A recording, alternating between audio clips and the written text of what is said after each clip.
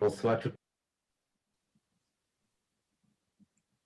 Excusez pour petit et problème technique qui empêchait nous commencer à l'air, mais nous tous là et nous remercions que intéressés avec l'événement ça. Avant tout, nous t'avons dit bon fête drapeau. Drapeau, c'est un symbole. Today's the day we celebrate Haiti's flag, and it's a symbol of Haiti's sovereignty, and it's a symbol of Haiti's self-determination, and it's a symbol of when the country decided to take its destiny in its own hand and call ourselves Haiti, and we have our own vision of the future. Another very important symbol is the current constitution, the 1987 constitution, and that is what we'll be discussing today. So the event will be starting right now in a few minutes. We'll be recording in a bit also.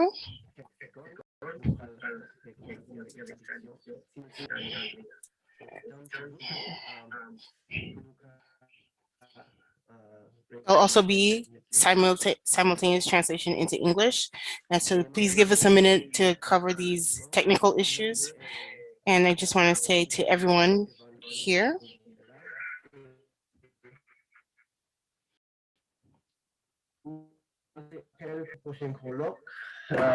Mettez ça dans le chat, nous tout cas inscrit et soumettre une proposition pour un papier, pour un panel, pour un table ronde. So I would like everybody here to submit a paper, a roundtable, an activity for the Haitian Studies Association conference. The deadline is June 1st.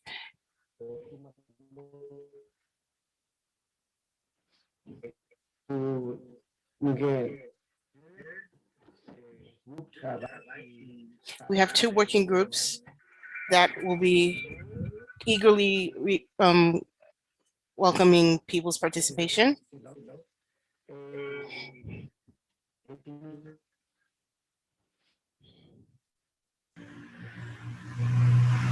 Mark, you have two mics open.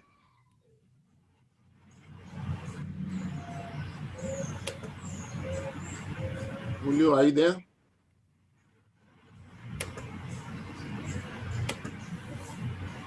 I'm here. Mark is frozen.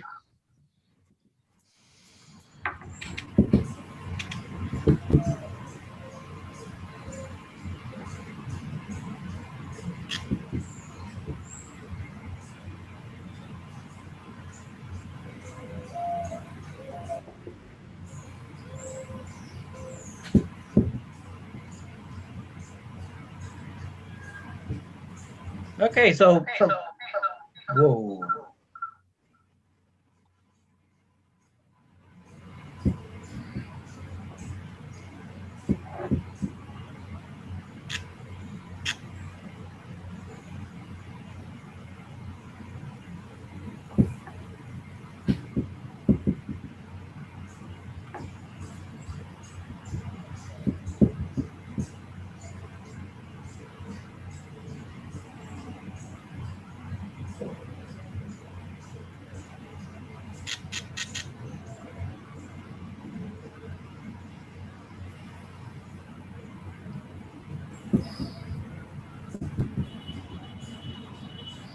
Are we ready, Julio? Go for it, yes. Okay. So Sabine, you want to start? Go ahead. D'accord. Yeah. Merci beaucoup, François. Thank you, François. We'll say hello to, good afternoon, good evening to everyone. Thank you, everyone, for joining us in this webinar. It's a very important one for the Haitian Studies Association. My name is Sabine Labo. I am a member of the Haitian Studies Association board. This activity is happening in a context where we have to sit and think about how we can put together commemorating our flag and commemorating our universities and deep thought around our country. It's connected to the deep crisis that our country is living through since 2018, and it's our opportunity as scholars to think about what we can bring as contribution to come out of this crisis. A number of us, a number of different institutions have taken position on the situation, but as we can see that the state university hasn't brought a lot of reflections or text on this issue. This is why the HSA decided to have this the state university hasn't moment brought a lot of to bring a perspective from scholars. So this is a combination of perspectives of people based both in Haiti and in the diaspora. Another thing that is preoccupying us a lot is how all the major actors in our national life speak on what's going on when different institutions ask for accountability. The response is massacres and institutional attacks. We also noticed that the main document that lets us live together as a society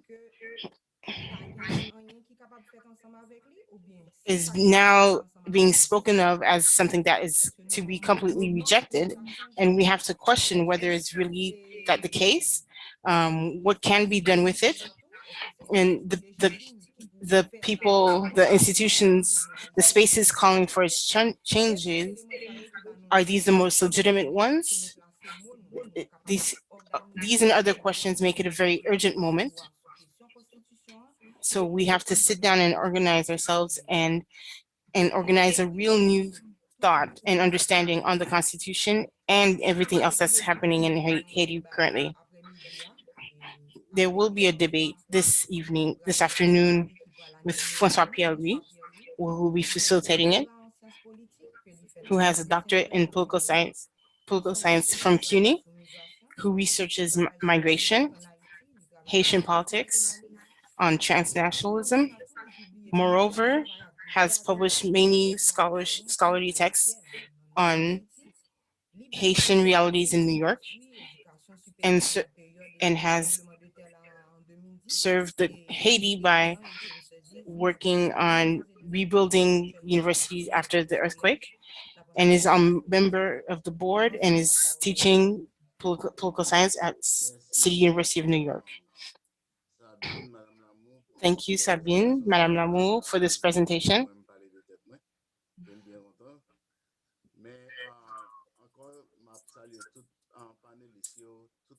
Would like to say hello to all the panelists, our guests, our friends from HSA. We have very good allies, good steady members, heavy hitters, as people say in Haiti. Today is May 18th, the day we celebrate our flag in Haiti. There's not one of us who was born and raised in Haiti, especially those of us over 30, who don't know the significance of this date. This is a date for us to show how much we appreciate our nation, our symbols, and the symbol that is the flag. Haitians, whether in Haiti or the diaspora, always respect this date. There's demonstrations in Washington against the proposed changes to the Constitution. And there's not a Haitian in diaspora that doesn't have a flag in their home. Today, HSA has put together a panel that will speak about the Haitian Constitution, how it's connected to the flag, and the tentatives being underway today to change that Constitution. We have a panel of specialists and experts, people who have spent a lot of time thinking about the Constitution, people who have written on the Constitution. So I'll just give you their names because their resumes are thick.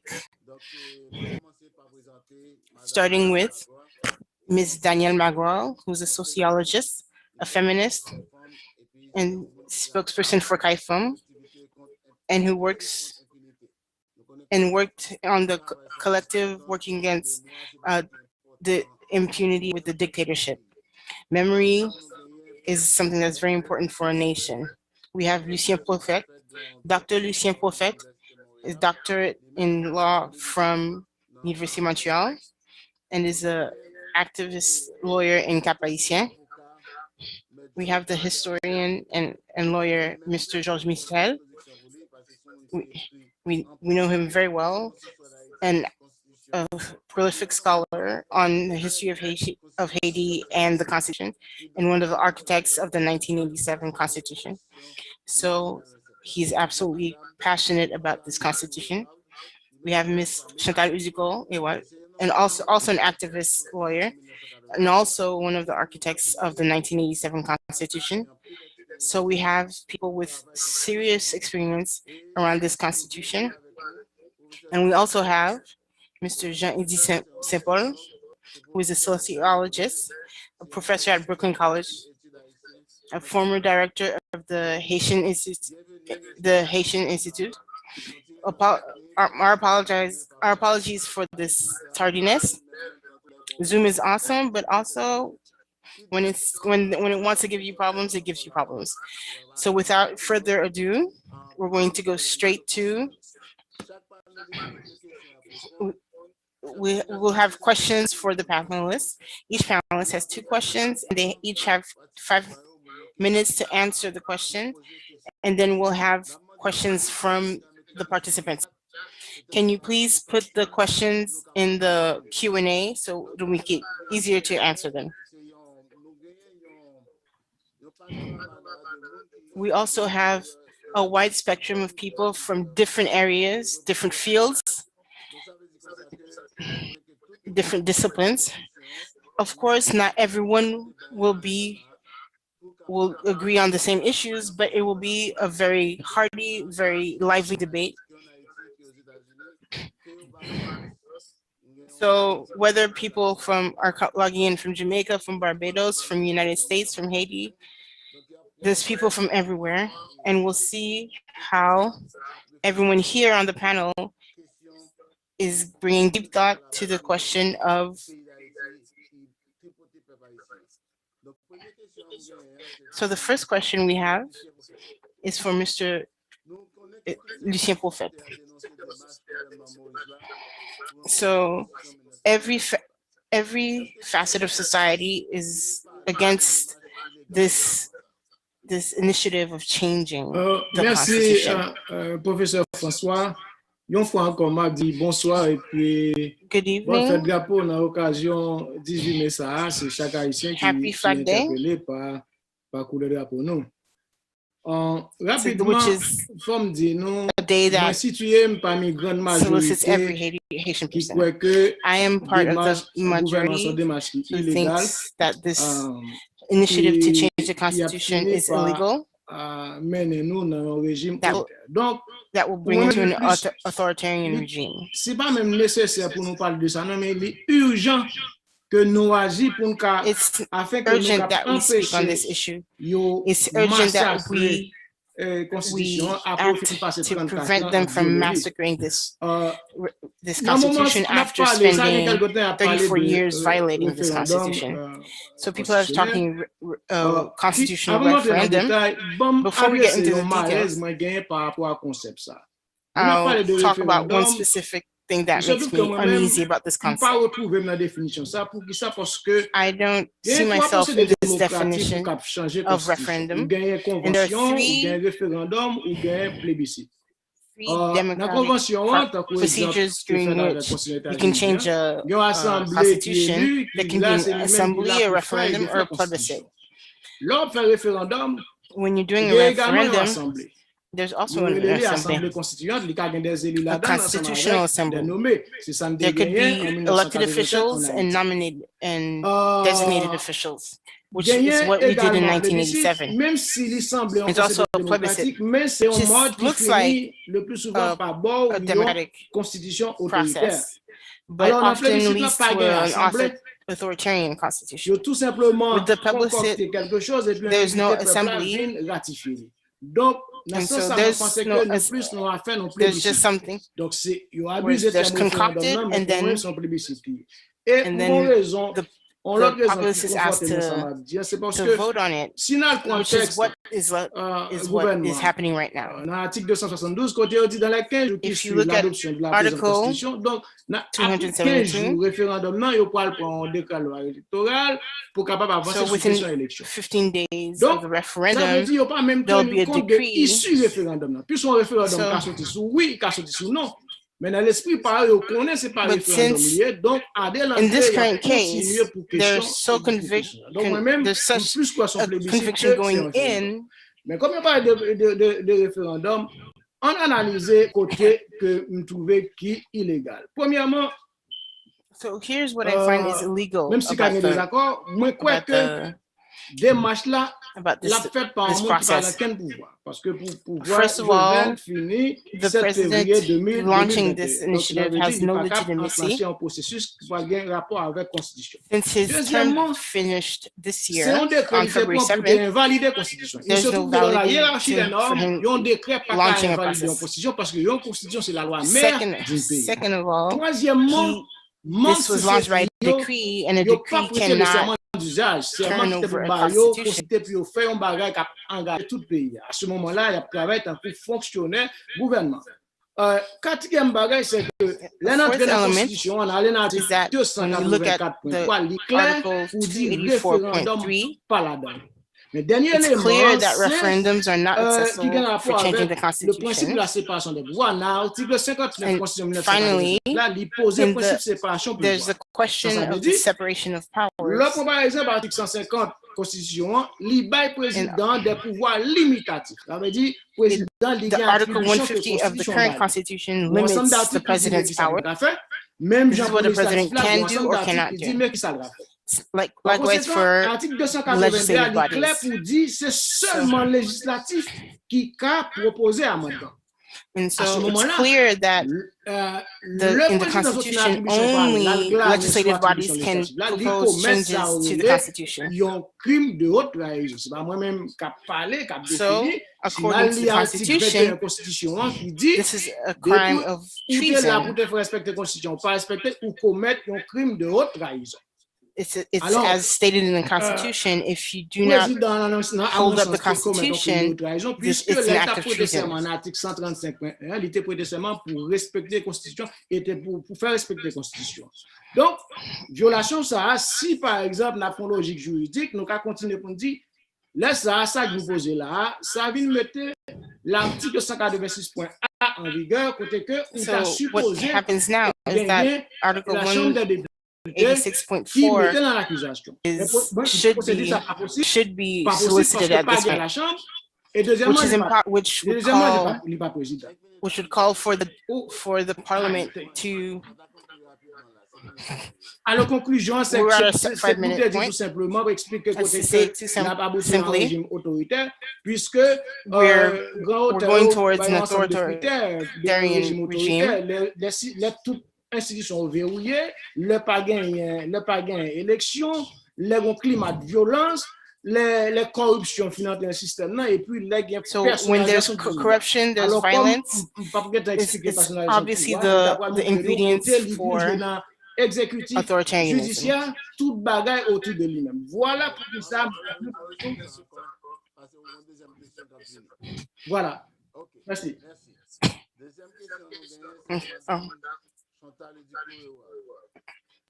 Okay. Second question is for Mrs. Chantal Ewald. What does Constitution represent in a society? What was in the 1987 Constitution? In a society, the Constitution establishes the structure, the social structure, economical and political structure of the society. This is why, as Professor Crawford just said, they call it the mother law of the country. And this is why in a constitution, what you find is protection of rights and liberty of the citizens. You will find the form of the state. You will find the organization of the governance structures, the three powers of the state. And you will also find all the institutional structures of the state. As an example, in the 1987 Constitution, you will see that when we talked about organizational structure of the state, we gave a lot of importance to the territorial collectivities at the same level as the three powers, meaning executive, legislative, and judiciary powers. We even foresaw an interdepartmental structure that would come from the base to the head to allow this representative to sit in the Council of Ministers. So we wanted to ensure that the population at the lowest level, because everybody talks about the people, but what expression method did we give the people to speak? So we had this pyramid structure to go all the way to the interdepartmental structure, meaning that the central government will make decisions, but the interdepartmental will transmit the needs of the population to know if the decisions, the social, economic, and decisions that are making, if they correspond to the people's needs. This was an example. This is why also there is no law, no rule that can be in contradiction with the Constitution. We have to respect what the Constitution says, and no one in the system, the legislative or executive power, nobody can take a decision against the Constitution. This is to show you what a Constitution represents. Now you're asking me, what are the weaknesses of the 1987 had? Experience showed us over time the weaknesses. The main weakness, there is a general opinion in the country and abroad, it's the tremendous power that the parliament acquired. When we voted this constitution, we came out from a dictatorship. So we gave parliament the possibility to control the executive power, and because of this excessive control, now they are abusing power. So we need to rebalance the powers. There are also other weaknesses. The subject of nationality, Dr. Michel is there. We fought so that there were not 3 kinds or 4 kinds of Haitians in the Constitution. So when you name a prime minister, they ask them the names of their great-grandmother, grandmother, and that blocked the process of the nomination of the executive. I also think that the Constitution, in the context that we decided it, there are details that we should transfer into laws. So we could establish what are the conditions for somebody to be a Haitian, but all the other details should be included in the laws. Many things of the Constitution need to be cleaned up. For me, this is the main weakness of the Constitution. After that, I don't see any big thing that would need us to make a new constitution. So this is my opinion.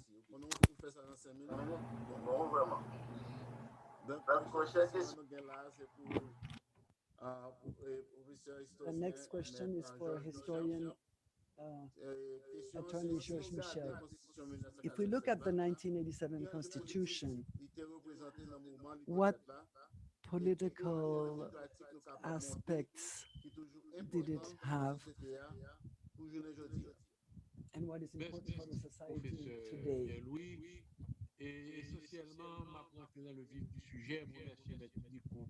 I thank attorney Fiziki for the details. Asked the Constitution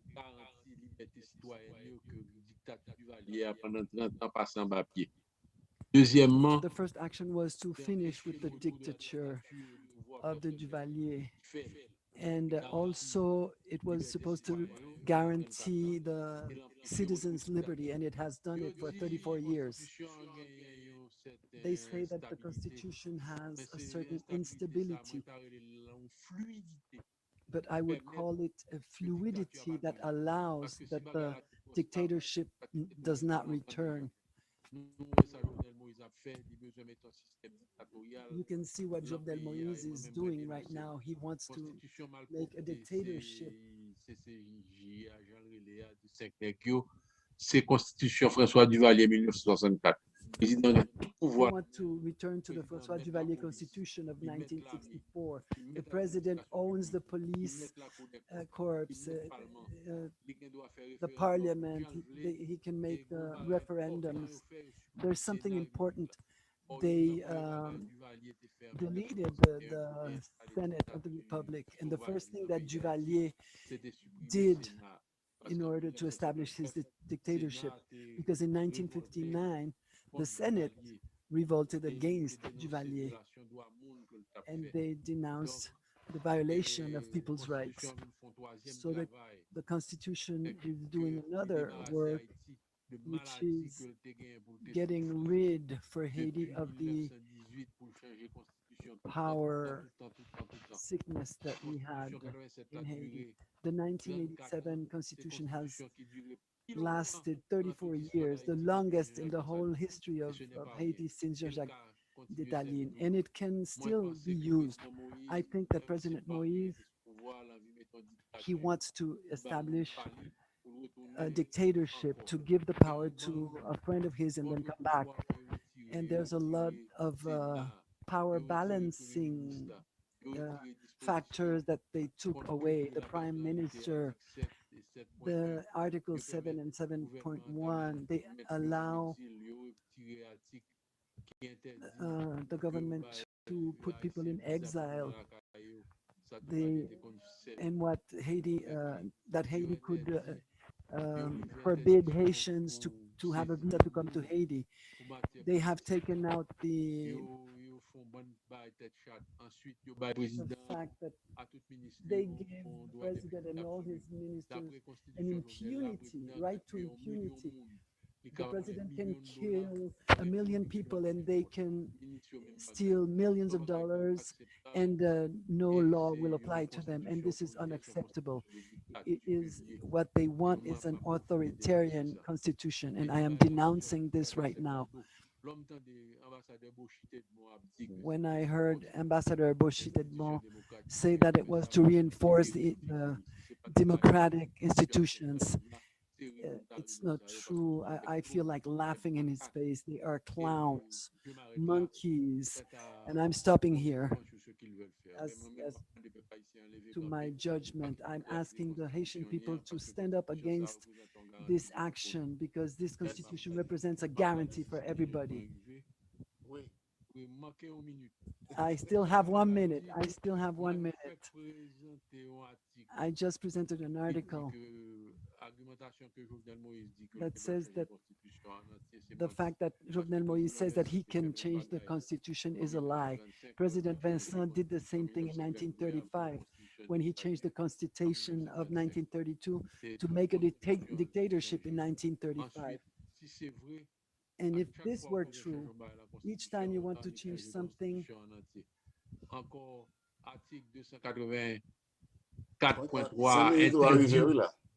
Bon, mon minute pour finir. Interdit ou change la constitution, donc on ne peut pas changer tout.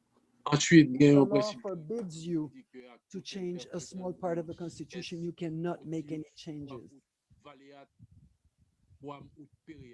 This was in Latin. This means that you should not interpret a judicial, a legal term. The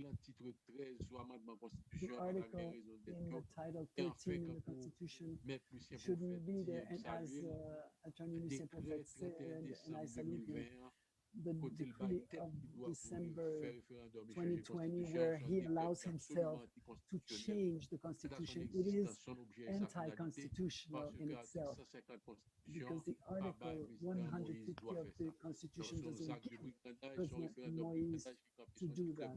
This is an illegal referendum. Stop joking, people. Thank you. I will ask the panelists. We're going to question 7 for the time being, and then we'll come back. This question is for Mrs. Magloire.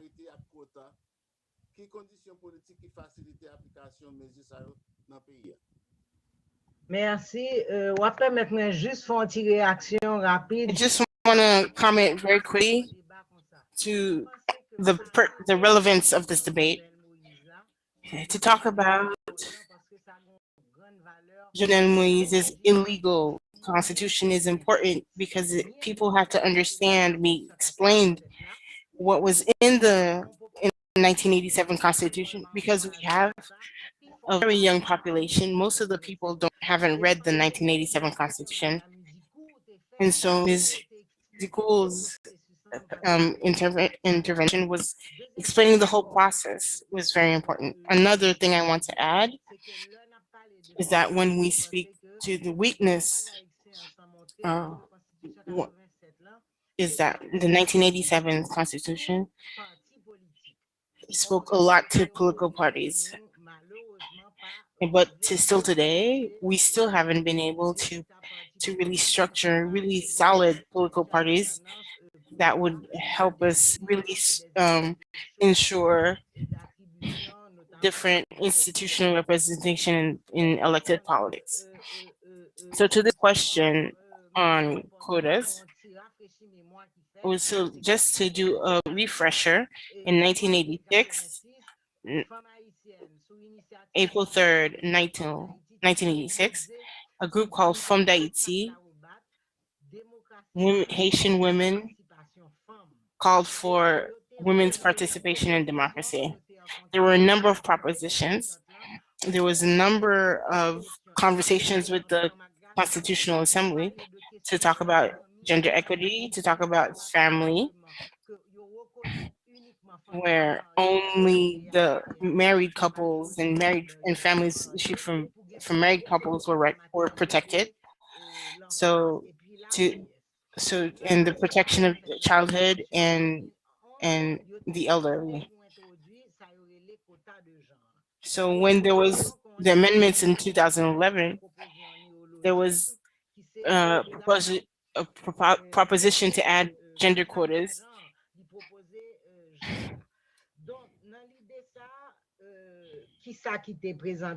So why these quotas?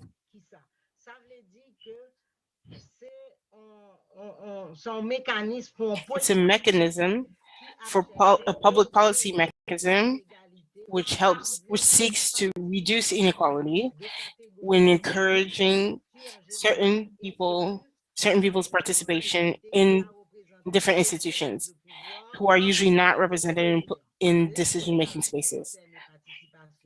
With the quotas on women's participation, we call it gender quotas.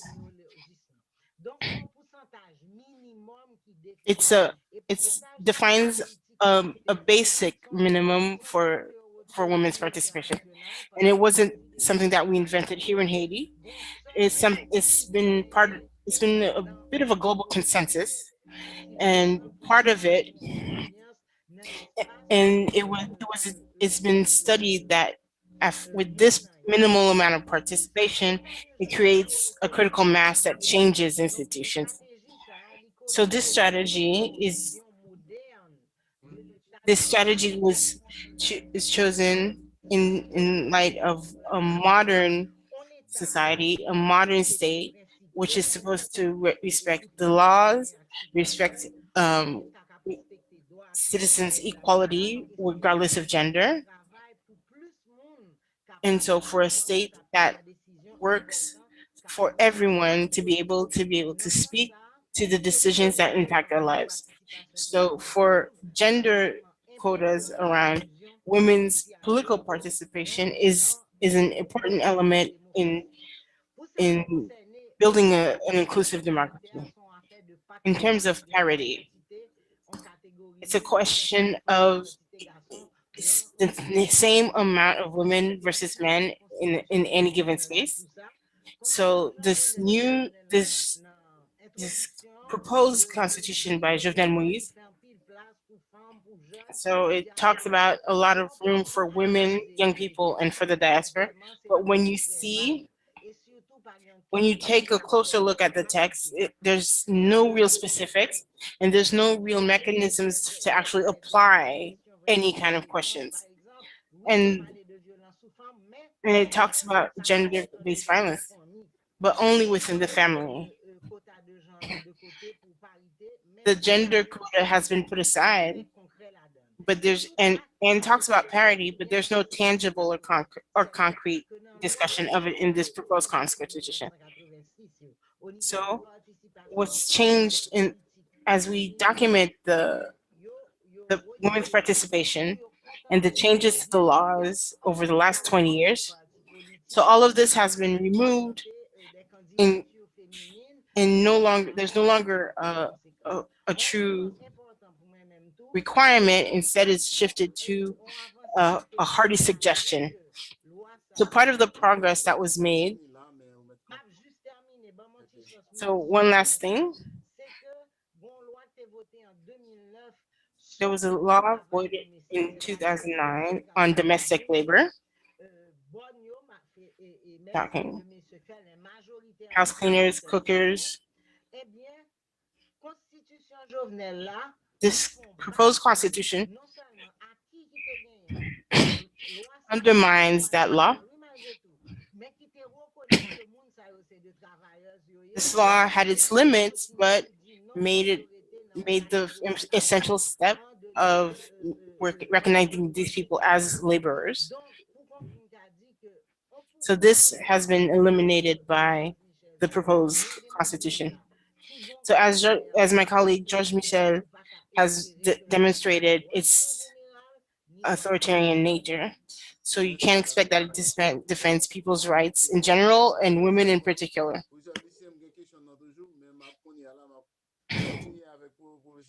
So a question for Professor Jean-Yves Saint-Paul.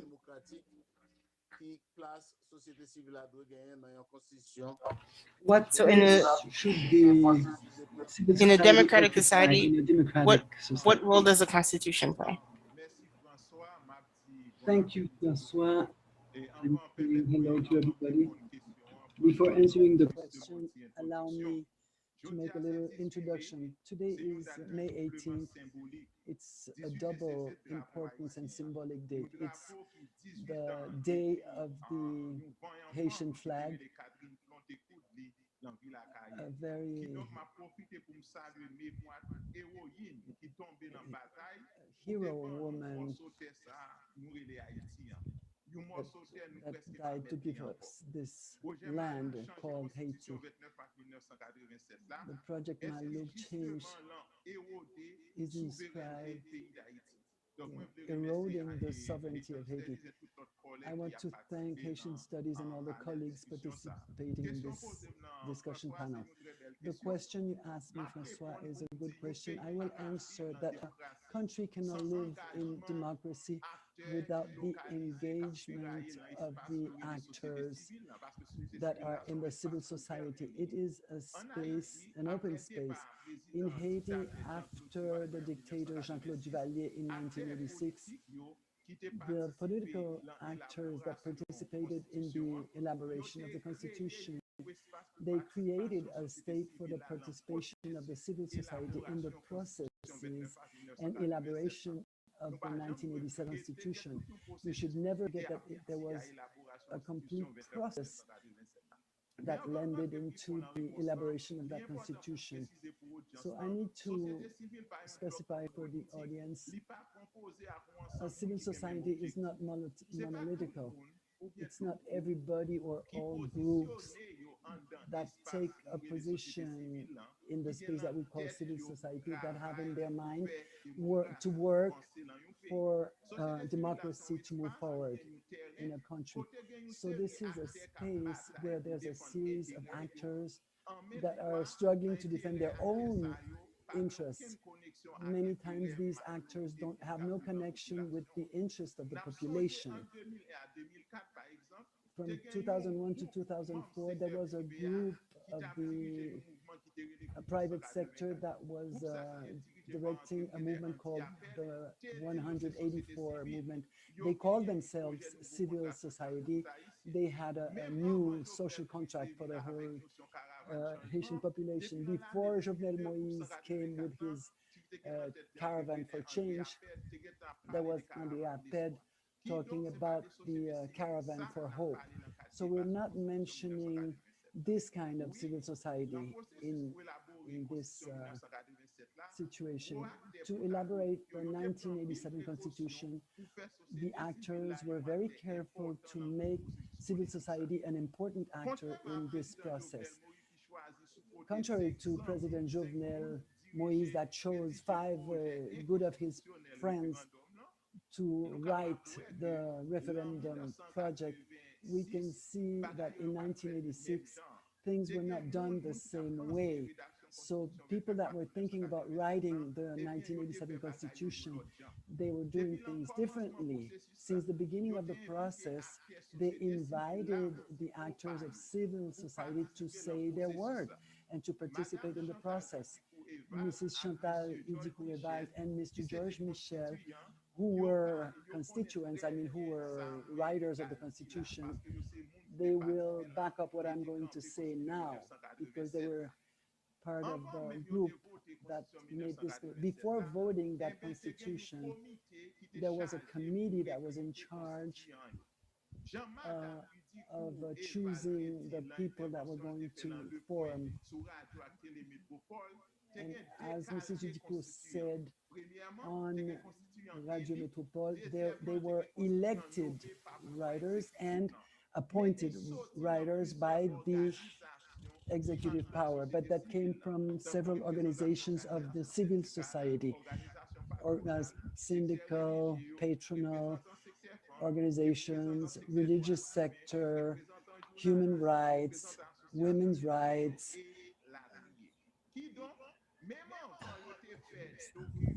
So before they elaborated the document that they were going to ask the people to vote, you can see that the actors of civil society had an important role.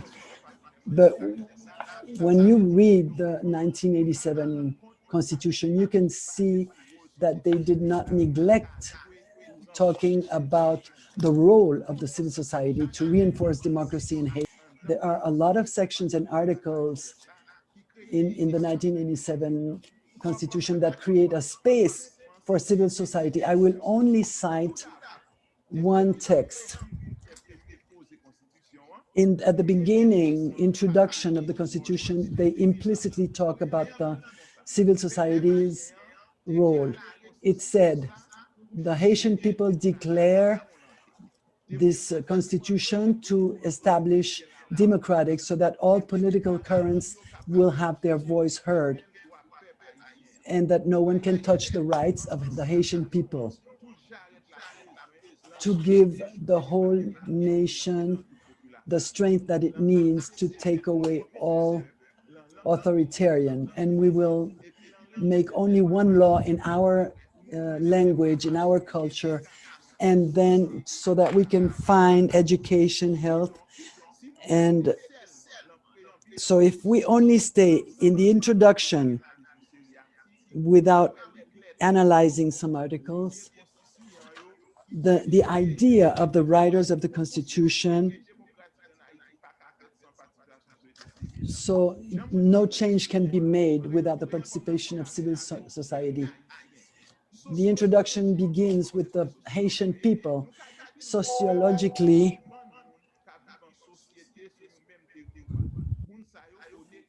the people on the same territory have some social and cultural values that they share.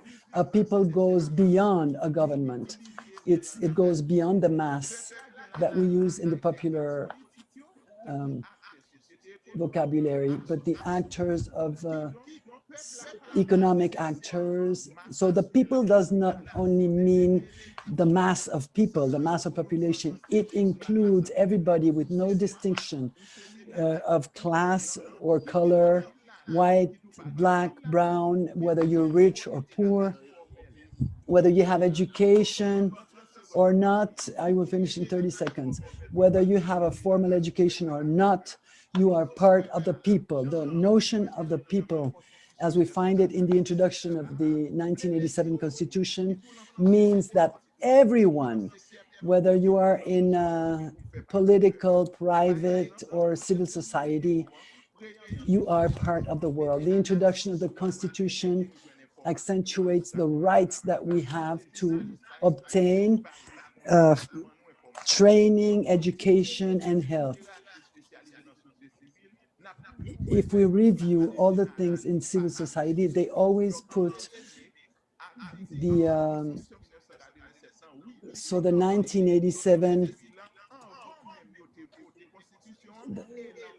before voting the Constitution, they took into account the journalists.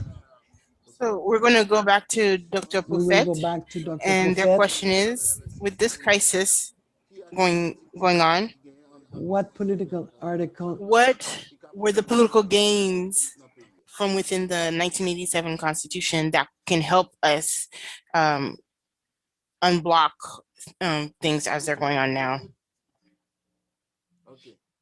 Alors, m'ta dit, Constitution 1987, What I would en say lui-même, is c'est that un acquis, within, un véritable acquis. in and of Moi-même, itself, moi, the il y a un acquis Constitution pluridimensionnel is parce a que il y a des éléments pluridimensional économiques, win, social, politique là-dedans. Alors, pour economically qui ça me speaking, relève, socially speaking, and politically speaking. M'aller jusqu'en 1957. De If we go back to 1957 à aujourd'hui, 1957 to today, acquis peuple haïtien. there were the Haitian people have gained Duvalier en 4 1986. major wins. Li fait 1986 was the end of the dictatorship. 1987 Constitution, the first elections in 91, and the Petro-Caribbean agreement. But to go back to the Constitution, there's a number of institutions and mechanisms that if they were applied, it would have allowed us to enter true democracy after the dictatorship. This phase is extremely important because we won't be able to get to development without that democratization, without these institutions, where these fully functional institutions. For example, the Cour supérieure des comptes. So this was an innovation of the 1987 Constitution, which provides oversight to biddings, to budgets, to contracts, to challenge corruption. So to contrast with the proposed Constitution,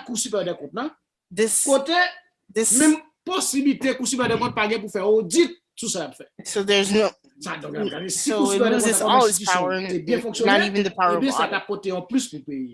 La continue dans le même sens. Là, on a pour l'autre institution, c'est le conseil électoral permanent. The permanent electoral council. Il te prévoit pour te gon conseil électoral permanent qui sont institutions indépendantes qui là pour faire élection. S'il était là, nous pas gagner de temps en temps conseil électoral provisoire que yo utilisé pour bail moun pa yo. Would have not had this constant undermining of these temporary electoral commissions that have been used for cronyism. So it's the absence of these institutions from the 1987 Constitution that currently undermine democracy. Another advantage of the permanent electoral council is the departmental assemblies. As would have allowed for decentralization, which would have brought traditionally outsider voices into our decision making, people from rural areas. par So it corruption would ou have par n'importe quoi. put a break Quand on va on parler de assemblée politicians ça, doing as they will, what they will, when they will. dans l'article 81, Constitution te prévoit conseil départemental. So Le conseil départemental est là pour the élaborer conseil avec départemental, the l'administration departmental centrale le plan de councils développement. Ça veut dire c'est pas would have pour Chita, put pour penser together développement pour development nord, pour plans. nord-est. Non, c'est It would assemblée have been départementale là qui discute avec la regional là par rapport à discussions besoin. of Et c'est regional même pas d'ailleurs development. pour le gouvernement article 87.2 à côté That à was parler in- du conseil interdépartemental là tout qui est là pour and also planifier with des the projets de décentralisation. Voilà interdepartmental ça nous manquait councils. comme institution. All Et of si la these continue, nous institutions pouvons are voir, missing. Constitution 1987 là, li And bail if we la keep garantie going, des droits fondamentaux. On profite the occasion ça pour 1987 saluer Constitution tout guarantees fundamental constituant rights. qui présente particulièrement I would like to Maître specifically Dicou avec greet Dr. Michel qui l'a Dr. sous-plateau Michel parce que and Ms. ils ont Uziku contribué à un as travail people qui fait que who Haïti developed, disposait d'un who régime contributed to this démocratique constitution. moderne. Parce que dans la Constitution 1987, où This un ensemble de constitution principes provides us with a qui modern sortent dans cette democratic les regime. métaprincipes fondateurs. Ou pas, par exemple, It establishes le principe which du establishes constitutionnalisme qui supposait fundamental limitation pouvoir founding ensemble avec principles. soumission de l'État au droit. Limitation pouvoir au gain. So not only did it ensure the limiting of and président qui a separation des of powers, pouvoirs but also limitatifs. submitting Alors qu'il se trouve que dans ça, Jovenel a fait là, the state. c'est Parlement qui dit qu'il a pouvoir limitatif. the Parce que law. dans l'article 117 là, So for example, if ils you n'ont qui compare ça pour with the parlementaire. proposed Alors que Constitution Constitution, il était même déjà avec Constitution des the États-Unis. parliament côté que is limited in its Constitution des rights. États-Unis, dans l'article 1, section 8, paragraphe 18, Congrès a fait n'importe qui loi. Donc, m'a compris. Donc, So just to pour conclure, conclude, Mabdou, c'est pas seulement ça, ou gagner les garanties des droits fondamentaux. Constitution des so garanties des about droits these fondamentaux. guarantees Et garanties, around ça, fundamental rights, c'était des contre-pouvoirs contre and these are counterpowers. toute grande démocratie, All major democracy have these fundamental rights. It puts us on par with the UK, ou gagner with avec the la Bill of France, Rights. déclaration française So it puts on 1789. par with Avec les the États-Unis, la même chose, 1791 qui t'a tourné with the les French 10 premiers amendements constitutionnels. Declaration Constitution on 1947 citizens' a une rights. structure qui permet ou un État qui The moderne 1987 avec respect pour Constitution principe séparation gives us a pouvoir structure avec for a équilibre. modern state, a Voilà modern government que nous gagnons et which que protects Jovenel fundamental pensait rights l'ICA mettait à la and poubelle. balance Juste espérer que c'est lui-même powers. avec tout petit groupe lien qui passait dans la So poubelle. this de is what Jovenel Moïse is trying to put in the trash, and I hope instead that it's him and his team that end up in the trash bin of history. Chaque pouvoir doit occuper une constitution qui chita sous principe démocratique. Et pour qui sa constitution 1987 là t'es interdit référendum. Donc la question ça t'est parlé plus ou moins mon cas élaboré plus solide comme moi-même c'est architecte constitution 87. Bon, et dans l'intervention que fait déjà, et effectivement, vous mentionné les principes et indépendance trois pouvoirs. Et non-constitution, et pour qu'on pays réellement démocratique, il faut que chaque pouvoir indépendant l'un de l'autre et que chaque pouvoir joue un rôle par rapport à l'autre. Each power needs to play their role with respect to the other. As I said at the beginning, in 1987, we gave too much power to the parliament in order to stop any future intent of dictatorship. And if we look at the democratic principles that we put in place, we have to enter a system to know how they appoint the legislative power. By direct election, the people choose their members. This is the present 1987 Constitution. As well, the presidency, the president of the republic is elected by election of the people, by election. But the judicial power, which is supposed to be a power that is going to statute in the 1987 Constitution, that they would be statutating on the laws that the legislative is taking, and will also decree on the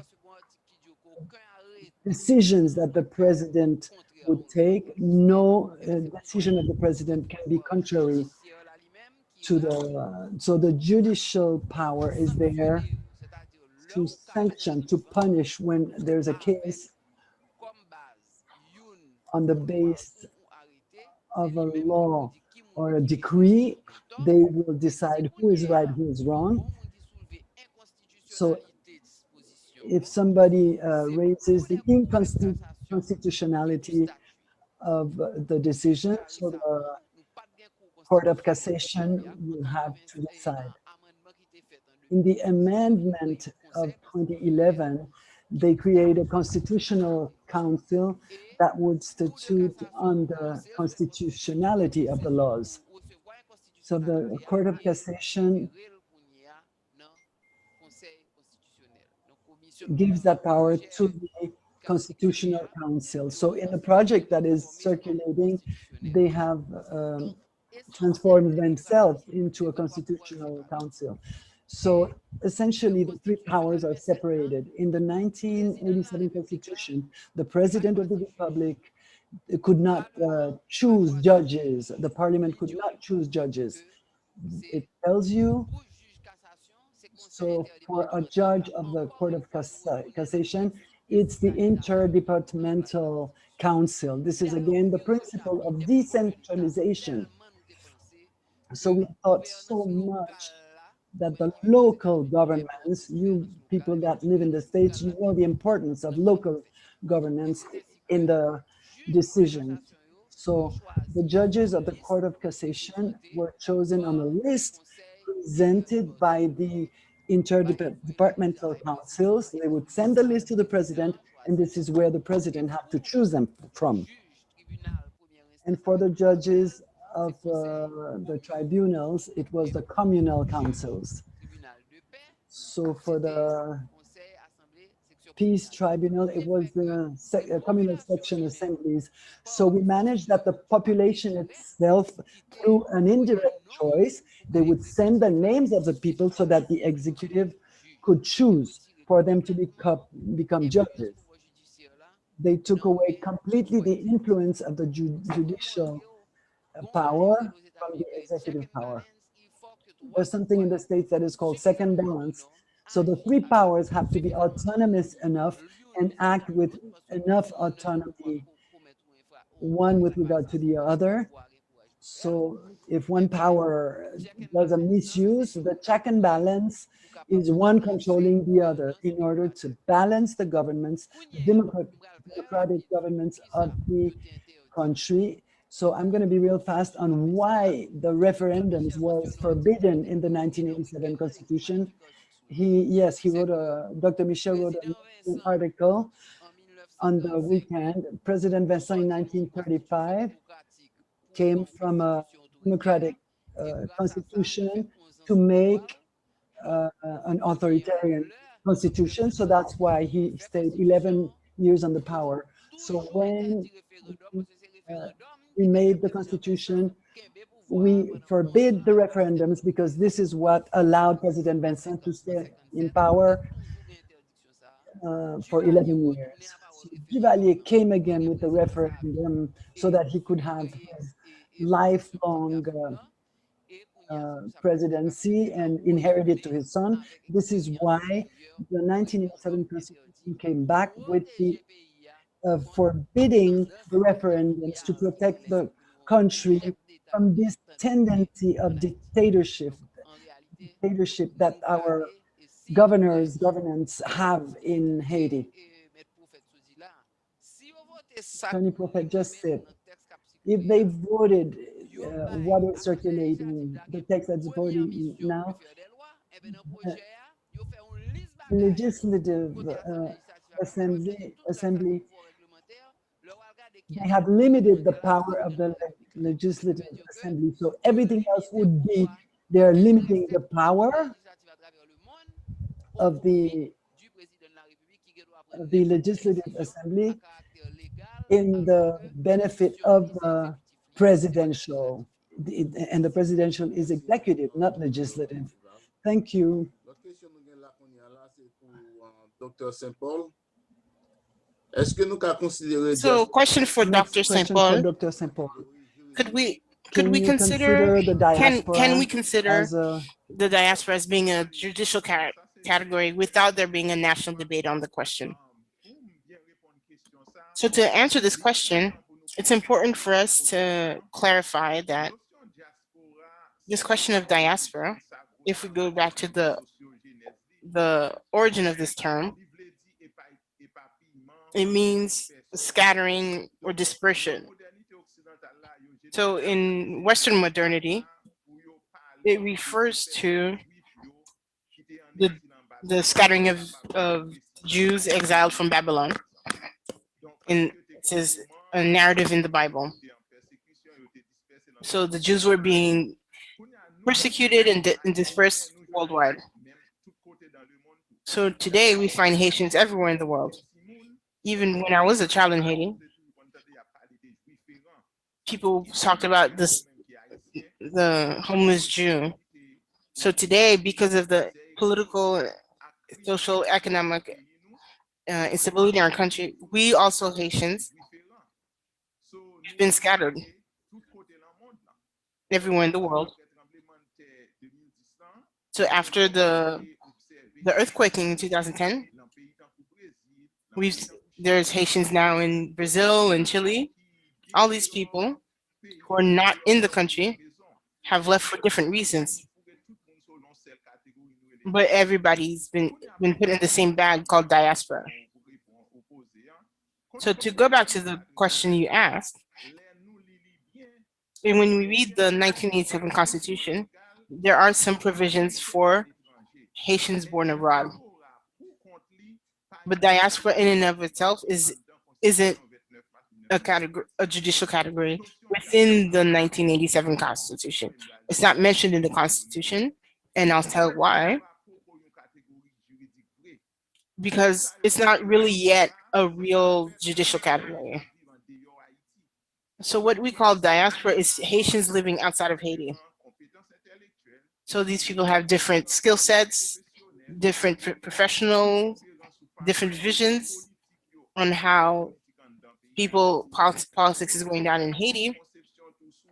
You don't have the same vision of civil society's role in Haiti, private sector's work in Haiti, and they don't have the same ideas around how the diaspora should be integrated in Haiti.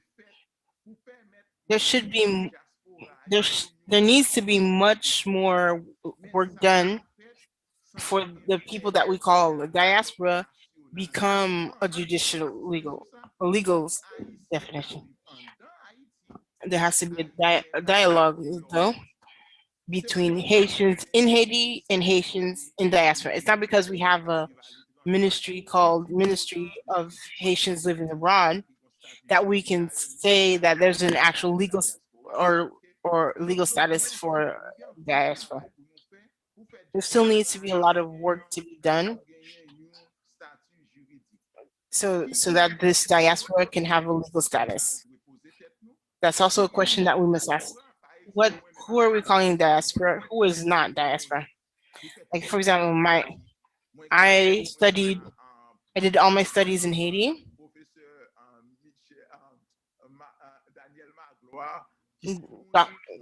Professor Magloire,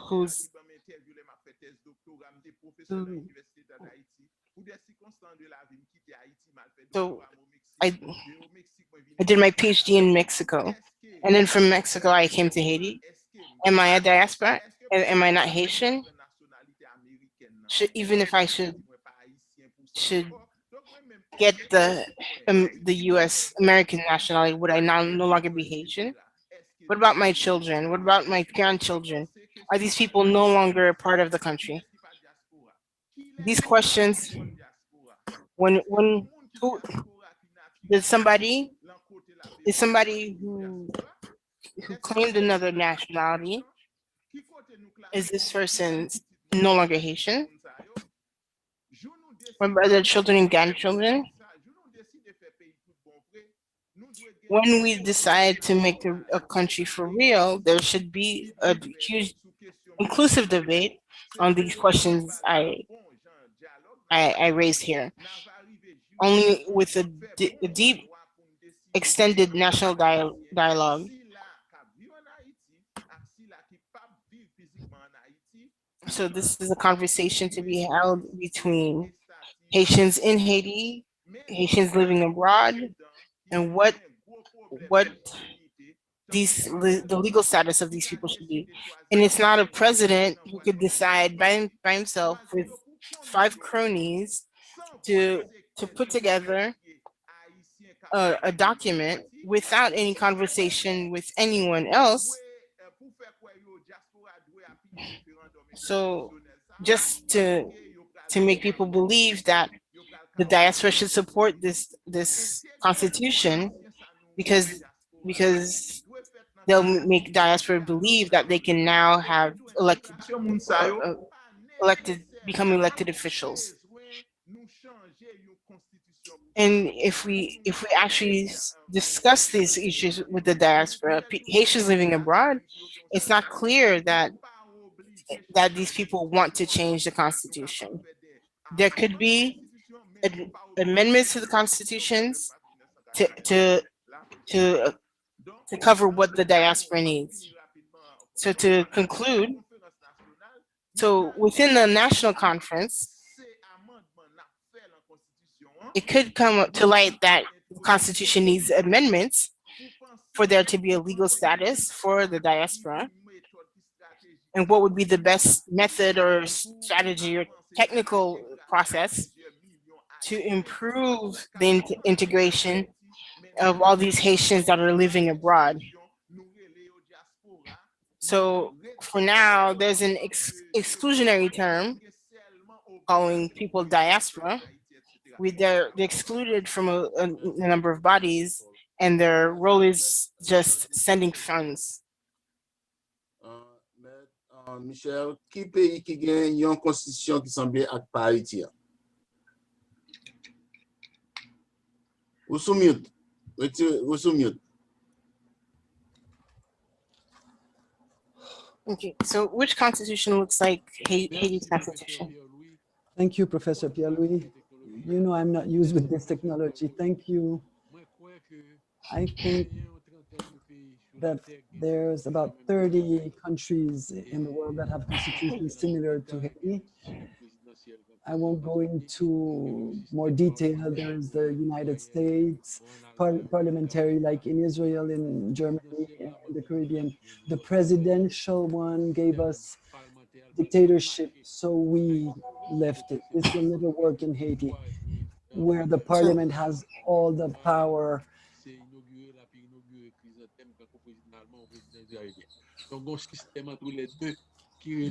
There is a system in between that is called semi-presidential system.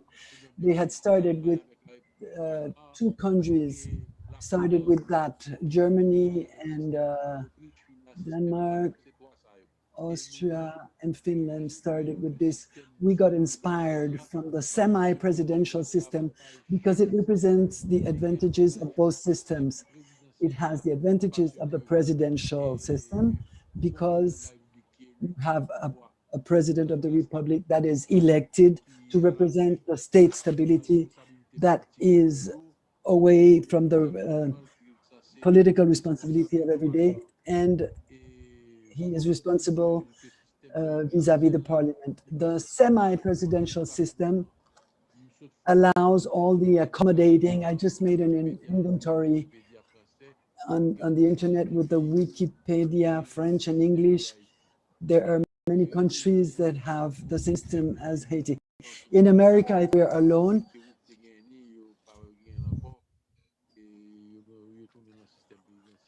So some have gone back to the presidential system.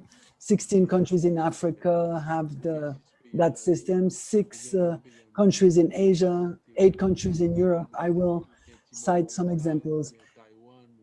In Asia, you have Taiwan, Sri Lanka, Mongolia, Syria. In Europe, you have Russia, Portugal, Poland, Romania, France. And in Africa, you have Senegal, Mali, Niger, Mozambique, Madagascar, both Congos, Mauritania, Tunisia, Algeria, Egypt, and in America you have Haiti. So this is about some 30 countries. In Europe also there is Ukraine that is very important.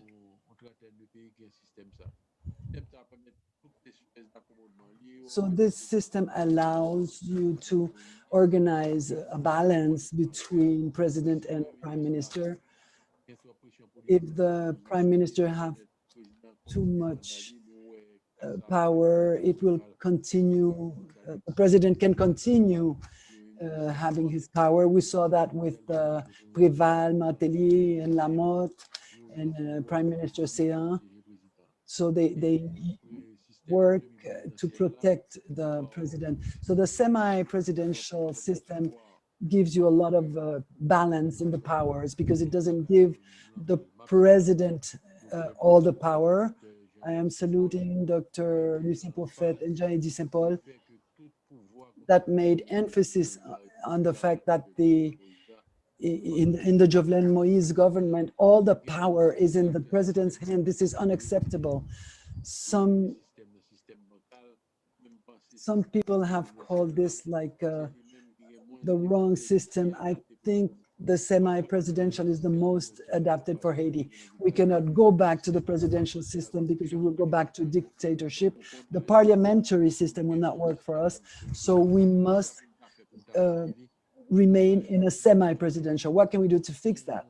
We give the president a short mandate, 5 years, 4 to 5 years. We made the mistake to vote 5 years, but it was a mistake to give the parliament too much power. We should have taken that away. For example, the prime minister shouldn't have, the parliament shouldn't have to confirm the prime minister. And asking about your great-grandmother and your grandmother, this should not be accepted. I suggest that the constitution be amended in order to place a prime minister that will be appointed by the president after consultation with the two chambers, the deputy and senators. If you are not happy in the parliament, you will have. So these are the two suggestions I would make. So one last question for our panelists.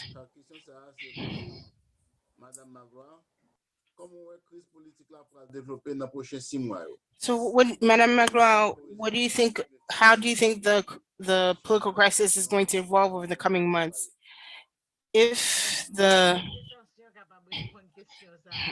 I don't have the pretense of being able to answer that question because there's too many unqualifiables, too much confusion. Things are extremely complicated. But to stay on this question of the referendum, the first thing I must point out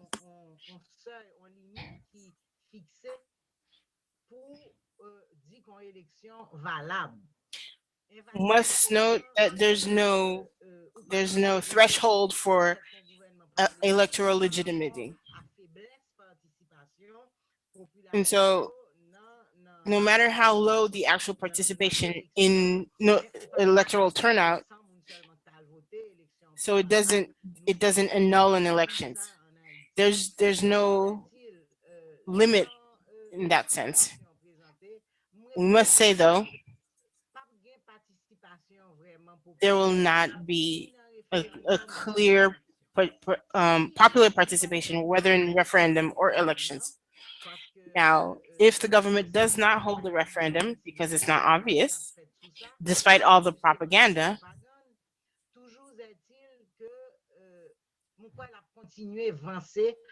there will be, even if there's no referendum, there will be elections. And they have the full support of the international community, regardless of the conditions. Even if the people organizing the elections, the institution is illegitimate, illegal, there's no trust, it goes the same way for the political parties also. One question I have is, what will the political parties do if, will they participate in elections if that Jovenel Moïse organizes? As we know, a lot of political groups will go along if it's a question of being able to get power. And in a context where part of the territory is being controlled by gangs, gangs are setting agendas, gangs are setting the marching orders for people in power. This is very worrisome. How do we get out of this situation? We are in a true dead end. How do we get out? What I can say is that there's a bit of initiative with a number of forums being organized by civil society. So there could be a Haitian-led solution to this problem. So what I want to point out is that there's a civil society forum. So one of the trends is that too often political parties step up and want to talk and take control of conversations. One is questions of elections, but what is an exception this time around, civil society is taking the lead here. There's no guarantee that there will be a positive outcome. However, there is a strong, consistent effort where people are bringing their thoughts, their integrity for a Haitian-led solution. One more time, I'll say that the 1987 Constitution is based on the functional political parties, which is not the reality of our country. What we can say from the political parties, there's only one discourse from the political parties, is that Jovenel must go. They haven't said what their agenda is above and beyond the current administration's departure. So there needs to be a deeper, more grounded analysis of what's going on, of our way out. There can't be any simplistic one-note solutions in trying to replace somebody by another group of people who have even less credibility and expect these people to change people's lives. Ajouter un commentaire. Merci, Dr. merci. Prophet has 1 minute for Alors, comment. commentaire par maintenant, il fait suite à une intervention savante que is following Dr. Michel fait. very Dr. Michel, wise c'est un comment intellectuel that haïtien Dr. que moi-même Michel made. He is a Haitian intellectual that I like a lot for his C'est concernant engagement. question de Jovenel Abdi avec It's Duvalier about Abdi. when Jovenel Constitution Abdi pas au droit de amender, c'est pas amender, pas amender, c'est changer. Constitution Là, does sont not l'autre give mensonge en them the plus. right to Et amend. ça, And they say c'est they're not amending, c'est they're pour un only mauvais coup à changing. l'intelligence en Haïti. This Pour is qui ça? Parce really que attempting against d'abord, people's intelligence. c'est pour in une nouvelle Haiti. constitution la First of all, it's not a new Parce que constitution that sous he's mon going to préambule, elaborate. If you projet take par là the avec préambule, introduction, projet the 1987, c'est introduction même of bataille. his Or, il se project trouve que and the one of préambule en 1987 is the constitution, same c'est thing. architecture qui And pour the dire mais qui ça nous va faire. introduction Je l'avais of dit, a constitution même is the si architectural ça structure le dit à that savoir tells son you what nouvelle we're going to élection do. procédure, So even c'est if pas he vrai. says Et it's a new deuxièmement, constitution, it's ça not qui est plus true. important pour nous And connaître, secondly, what we should know, gagner un droit constitutionnel, il y a un in principe qui est le constitutional right, pouvoir there is a constituant, principle that is constitué et pouvoir called constituant originel. constituent Pouvoir constituant power. constitué, c'est pouvoir qui en donne It's n'importe a qui power constitution that qui est is là, qui inside peut any qui peut constitution garder comment révision en fait. that Alors pouvoir to constitution oversee the originel là, revision. c'est And the moucher le peuple. original Il se trouve que constitution is the le pour people. organiser If un you type d'élection, have to c'est si pour organize gagner un l'État qui an créait, création election, nouvel État, if you ou have du the moins ta creation gon of a new révolution. C'est state ça que tu as or pour if there is a faire, ou revolution. pas tenir compte de constitution These là are déjà, ou vite the fait only pour l'autre cases where you constitution. don't take Alors into que, account the dans le moment constitution ça, nous and you pas make a de new création one. d'État. Haïti, Haïti déjà So créé there's depuis 1904, no pas creation de of révolution. state, Donc, ou there's no obligé revolution. So respecter we ça le must pouvoir respect constitution what institué, ça is veut dire the pouvoir qui power nomme of législatif là constitution pour faire ça. Donc, c'est type institutionalized. précision ça me So this is what I parce que wanted to l'équipe gouvernementale là, il n'y a pas de precise argument, c'est because Haïti, il y a c'est faux argument pour government only justifier has gagote. false arguments to Merci. justify their disorder. We have a few questions on the chat that I will read for you. Any panelist can answer. What mechanism is in place to block?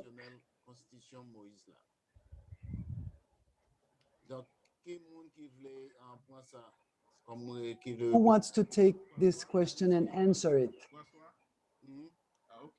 What mechanism?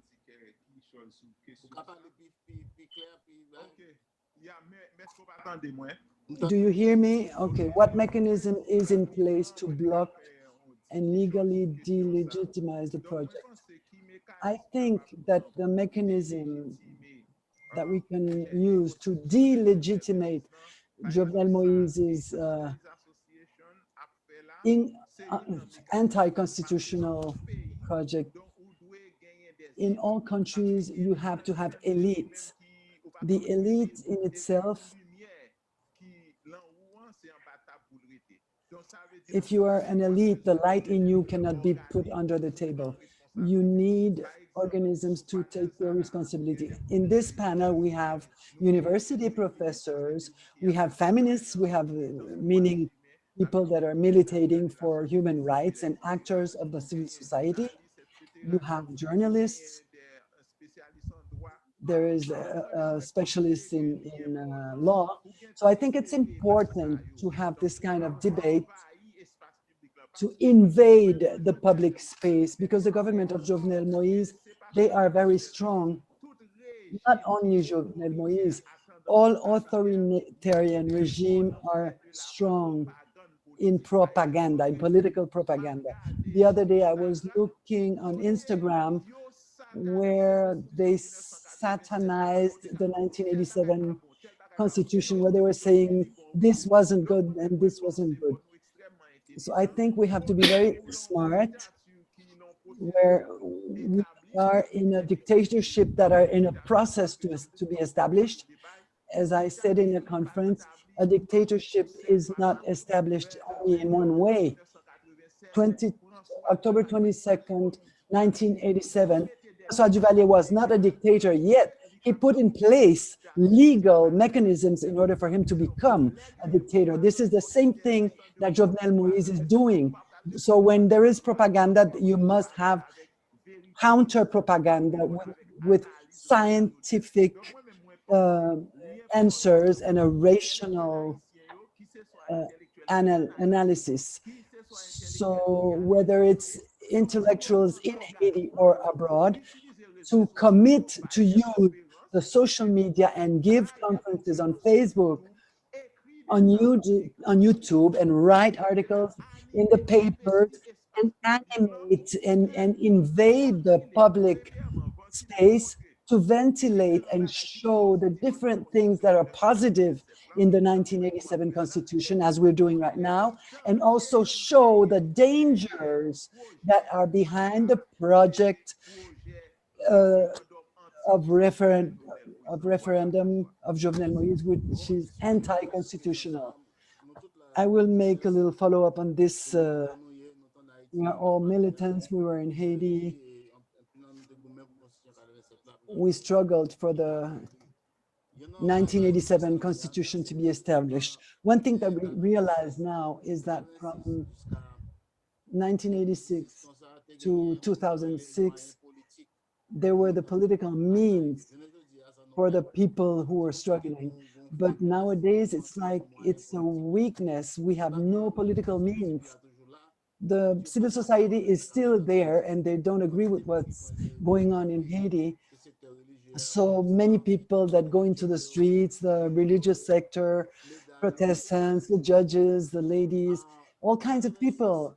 In 1986, you would have all these people in such position, there would be a change. But nowadays, there is all these people pronouncing themselves against, and there's no change. There are no political means nowadays. This is why we are now in this dead end. Who wants to take this question?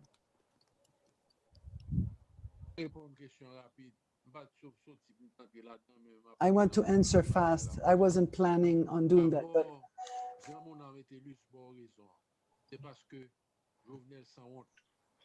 okay. One of the reasons why all of this work, all these public statements, all these public resistance by different facets of society hasn't changed. Ça, c'est réponse de base. Après ça, on va faire une rétrospective. En 2016, avec des petites manifestations modestes pendant 2 jours, pas bien plus que quelques centaines de monde là-dedans, ils ont capoté deuxième tour élection présidentielle Jovenel Moïse. Là. Donc, moi, pensais qu'au cas de 2 schémas, un schéma maximaliste côté jour référendum. There could be 2 options where on the day of the referendum, everything stops, like in 2018, where everybody the country shuts down.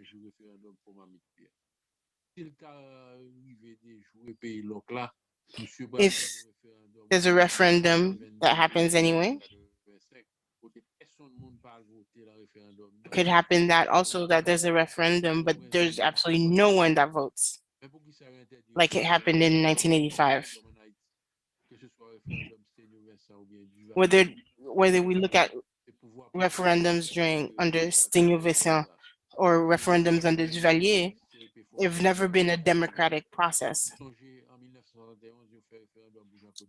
In 1971, there was a referendum under Jean-Claude Duvalier's presidency.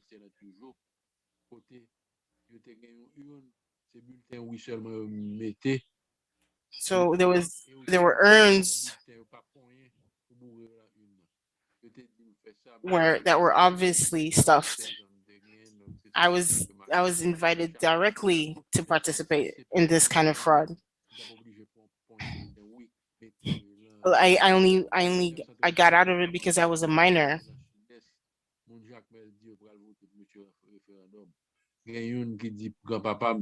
C'est la première fois là dans l'élection, pas mal photo candidat pour voter pour l'IA pour monsieur référendum.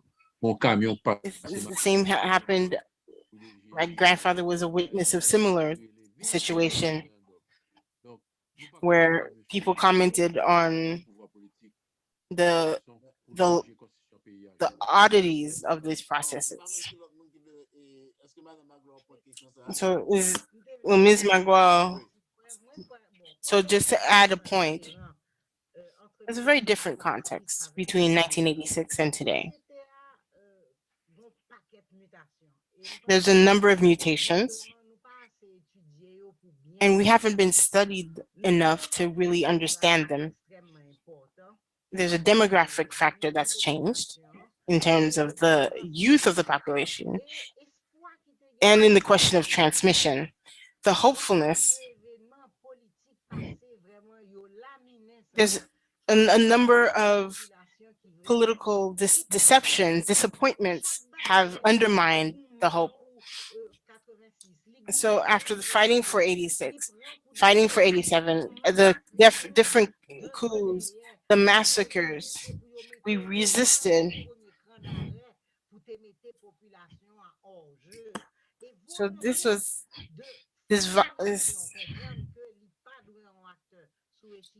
this insistence on telling the population that we can't participate in politics, this has never stopped. It's been relentless.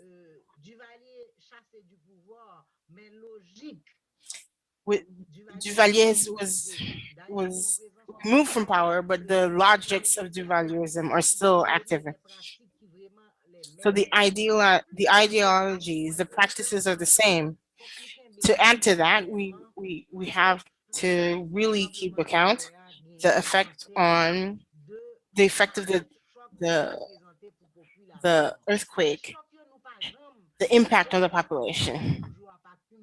So it's a cumulative effect without any rest, any recuperation, any healing, and also on the level of citizen involvement.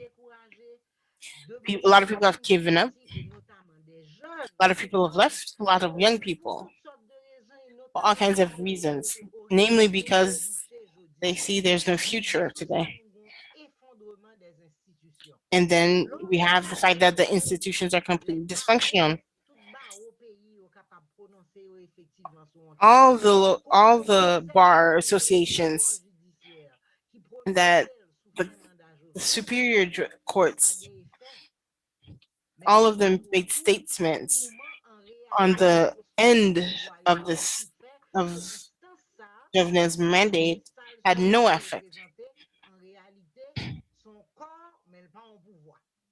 So all of these institutions are bodies, but they're not powers.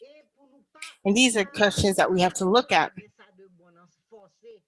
So sometimes a crisis can force somebody to take a look closely at something. But we have to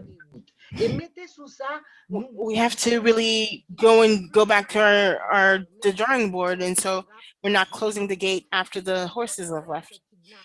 So, and also one major thing is the rootedness of these violent gangs, terror, patronism,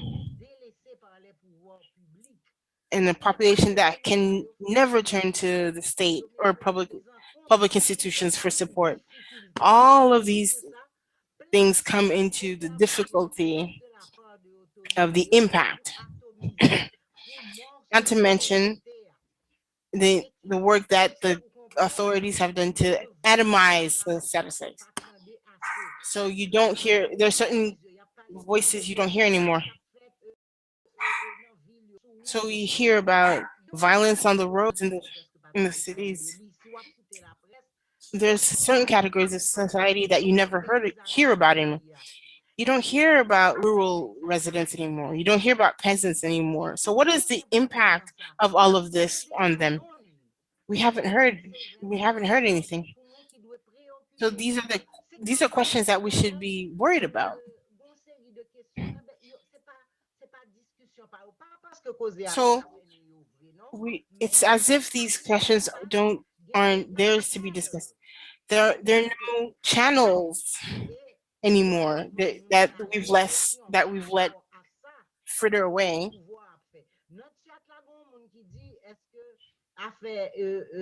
For somebody in the chat, is the referendum a distraction?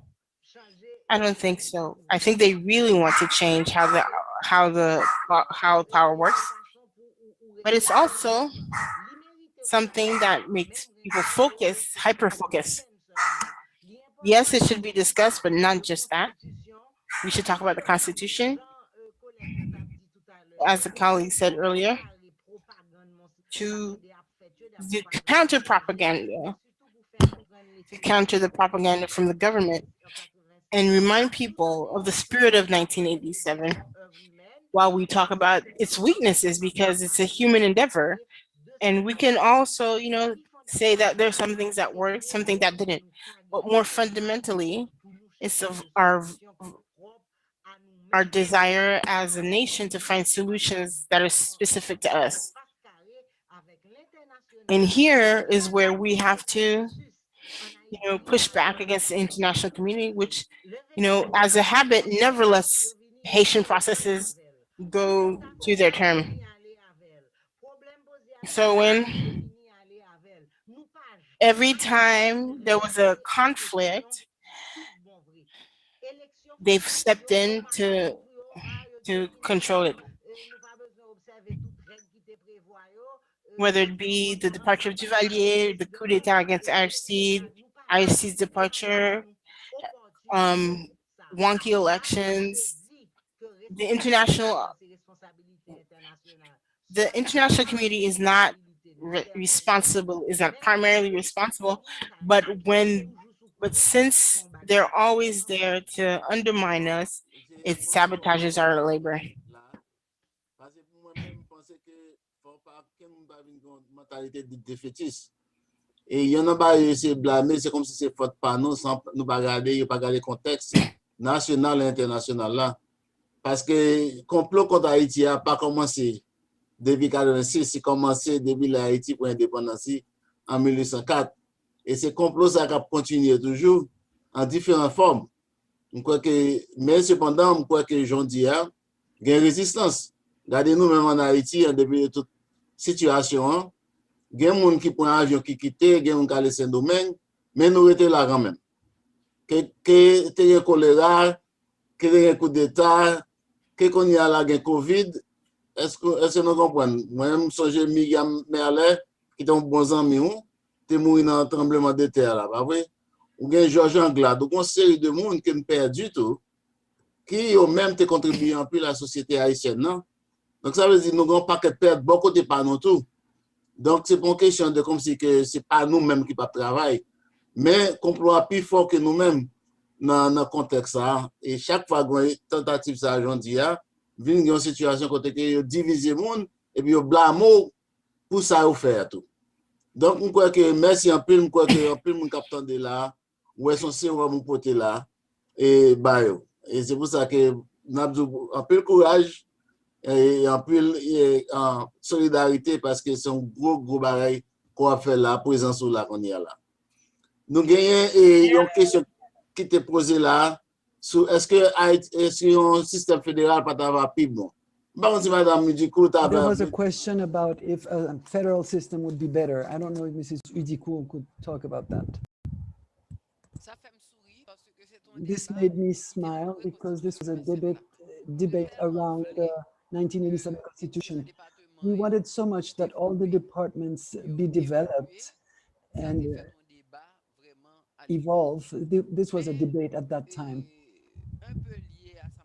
But a bit linked to what Mrs. Magloire just said, then, and even today, I think it has evolved. Maybe we could define the department of the country, but economically speaking, I don't have statistics in my mind, but globally, I can tell you that the other departments, I will not say,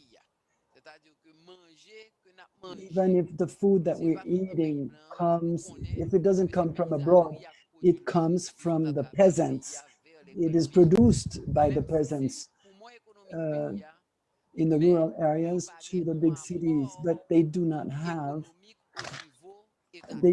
bring something economical, an economical contribution at the state level.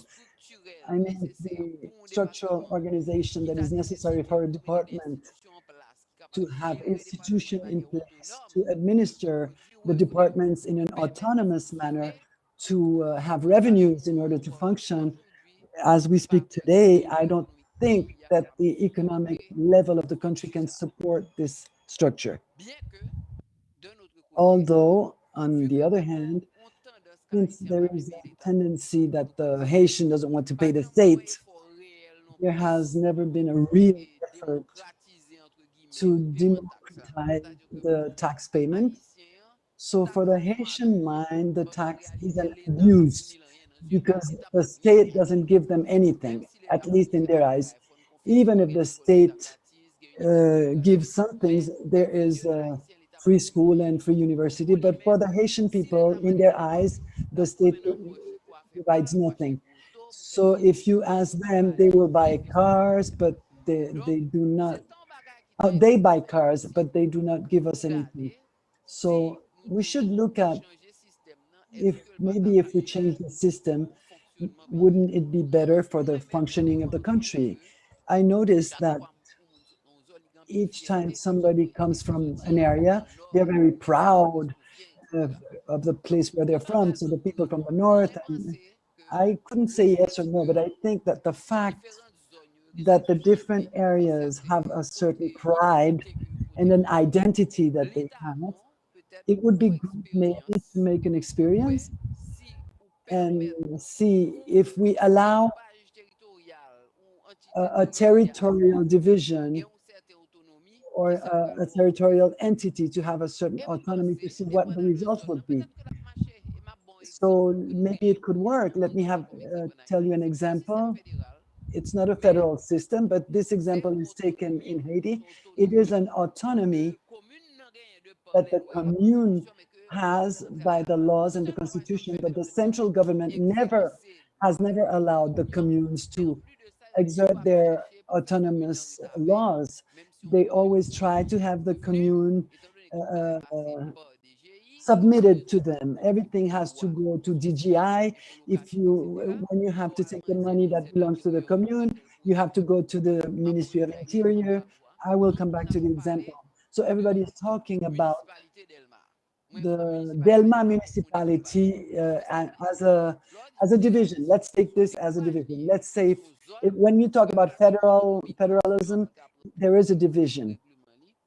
So there is a division. We have this example since about 10, 15 years in Haiti, that the Delma municipality, they have a strong mayor, a mayor that is able to impose his views even against big manifestations. And people who knew Delma 15 years ago and that goes through Delma nowadays, it's the cleanest commune. They are very well structured. They have their own firemen. So wherever there's a fire in the country now, it's the Delma firemen that go to help people. It's recently there was a school burning. It was thanks to the firemen of Delma. So thanks to an effort of a cartel that really wanted to work, they had their institutions that are necessary for the construction of a society. They established a regulation with the people as to how the garbage was to be picked up, and little by little they have made the streets in Delma. Everything was was land, dirt roads before. But now you have a small example of where a healthy administration and with the will and in good faith, they arrive to build something.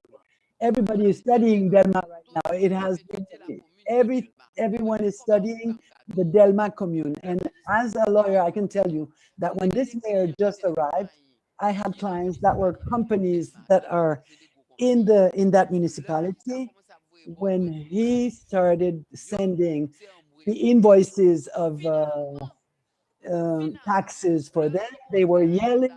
Finally, when he met with the businessman, he said, "You guys pay me and I will give you service." And now everybody is happy and everybody has the services that they wanted. The federal system could be good because then the person has an identity of an area and they have an interest that the system has to work, that in exchange for what they're giving to the state, they will refuse a provision from the state. The mentality is not like that in Haiti, but Delma is like a microcosmos, and it's a big example that we should take into account. Small interruption, I will. We had foreseen the autonomy of the departments, but the laws were never voted to implement the departmental autonomy. This is something that cannot work in Haiti because we have the tendency to be separatists. We are tribal, like this is our African origin. We are tribal. Since 1806, the country was divided in two. In 1869, the country was divided in three.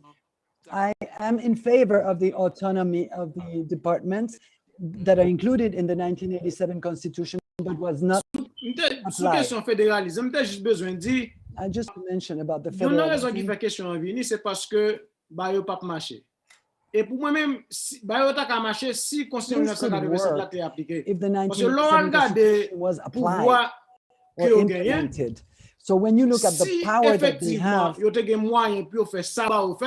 ou t'as if they had retrouvé the avec power différentes communes, to pas do seulement Delma qui est riche, mais what, toutes les communes if sont they en gave you the power Donc to do cela veut what you dire, had to do, ou you would même find c'est many on communes like quitte that. constitution 1987 là, marché, Let's let pour the capable collectivité 1987 territoriale constitution a work, grandi avec but richesse. let's C'est implement le it and ça have the ou qu'à territorial penser à ça. Parce que si on fait le coup, communities to l'État va evolve. l'obliger à implémenter un principe, le The principe de la péréquation. state Cela veut would dire, à have côté, to on implement commune another qui est riche, principle gain 20 l'autre qui est to pauvre. Donc, balance il faut in a commune, in a diviser rich pour mettre commune. toute richesse If ensemble qui there's a est rich possible. commune Donc, il and faut mieux, 20 poor communes constitution around, we ça have a to tout put them all moyen together. économique qu'il mande So the Ibayo, constitution, the eh bien, qu'on applique 1987 la constitution constitution à un certain does moment, include the si on est balance devenu riche between en coup Delma, departments and the autonomy of n'a qu'à penser departments. autre chose. Parce que dans le So moment où on a parlé là, at si certain nous point, if identifions they become Delma as seulement rich as comme Delma, commune qui est if riche, we only ça va vaut la peine identify Delma pour parler as de a ça rich à commune, travers un it's not paquet de worth communes qui talking pauvres. about this because C'est there ça. are too many poor communes. Thank you, Dr. Prophet. I only wanted to say that the territory is very small. And secondly, we have questions that are extremely important in terms of land division and organization. If we apply the strategies for decentralization, really, we will have good response with respect to that. Don't forget that we are a small territory. What I will say about this, I think, as Daniel Magloire just said, in the 1987 Constitution, there is a section F that talks about decentralization and territorial collectivities. So Mrs. Udiku said that there's a lot of departments that are not rich, but you need to create wealth. So when you have elites, when I say elites, I talk about people that have ethics, that are ethical, and they have a vocation to serve. They will not come into the state just to fill up their wallets, but to serve the collectivity. Automatically, if you have this prototype of people that come to make decisions in the name of the state, for example, to implement what is in section F that talks about decentralization, you would have the interdepartmental councils.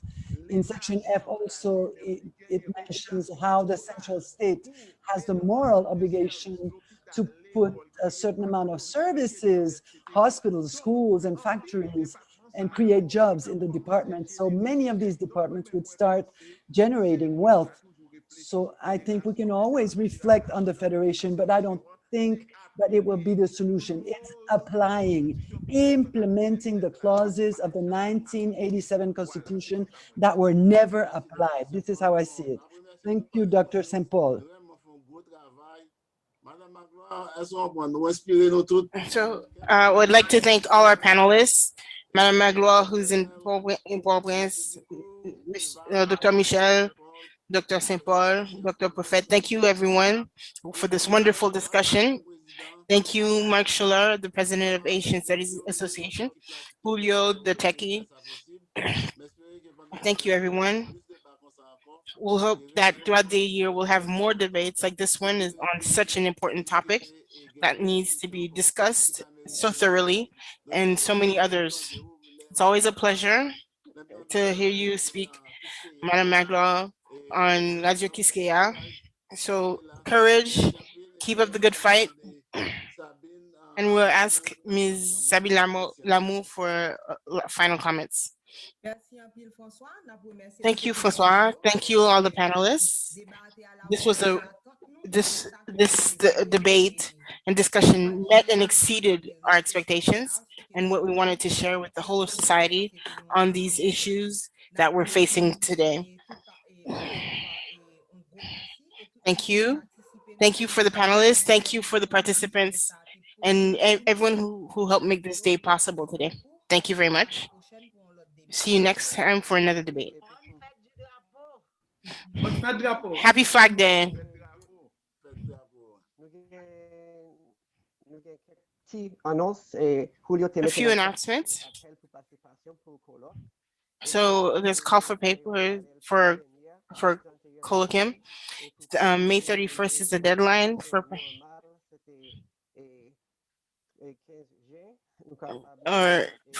roundtable or keynote is the deadline is May 31st, but for a normal panel is June 15th. And there's two work groups. We're inviting members, one for environment and one for archives. So please sign up for either of these working groups if anyone is interested. Happy Flag Day and happy University Day. Bye, everyone. Bye. Bye. Okay.